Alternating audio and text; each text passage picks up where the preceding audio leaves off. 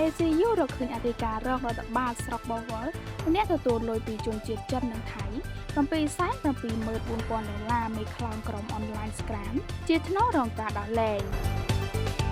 អង្គភាពប្រឆាំងអំពើពុករលួយ ACU រកឃើញអធិការរងរដ្ឋបាលស្រុកបវរខេត្តបាត់ដំបងម្នាក់ឈ្មោះរ៉នវាសនាទទួលលុយពីជនជាតិចិននិងថៃ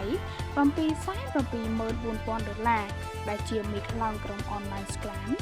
ជាថ្នូររងការដោះលែងខុសច្បាប់បន្ទាប់ពីសមត្ថកិច្ចចាប់ខ្លួន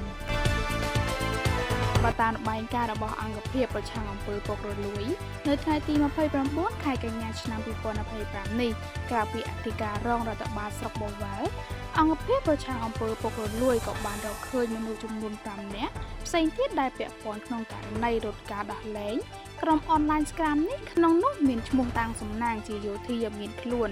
ឈ្មោះហេងសុកណាកិច្ចខ្លួនឈ្មោះមុននេះសុកដារ៉ូកិច្ចខ្លួនឈ្មោះអូវ៉ារ៉ារិន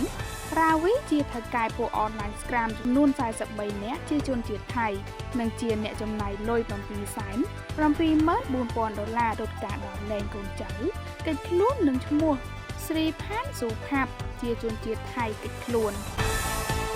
បើតាមអង្គភាពប្រឆាំងអំពើពុករលួយករណីនេះបានកើតឡើងតាំងពីខែឧសភាឆ្នាំ2025មកម្លេះ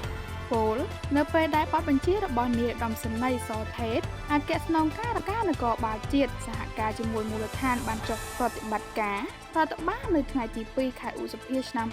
2025នៅក្រុងប៉ោយប៉ែតហើយរកឃើញអ្នកចូលមកស្នាក់នៅរួមទាំងធ្វើការខុសច្បាប់ជាច្រើនអ្នកក្នុងនោះមានជនជាតិថៃ43នាក់ស្រី20នាក់ដែលធ្វើការបោកប្រាស់តាមអនឡាញនៅយប់ថ្ងៃទី6ខែឧសភាឆ្នាំ2025ឈ្មោះរ៉នវាសនាបានប្រគល់ប្រាក់$284,000ឲ្យទៅឈ្មោះហេងសុកណានៅខេត្តកំពតដើម្បីរត់ការសុកប៉ាន់ដែលមានឈ្មោះមុននេះសុកដារ៉ូជាអ្នកខុបខិតនិងជួយលាក់បាំងពីការផ្ទេរប្រាក់អង្គភាពប្រឆាំងអំពើពុករលួយកំពុងបន្ត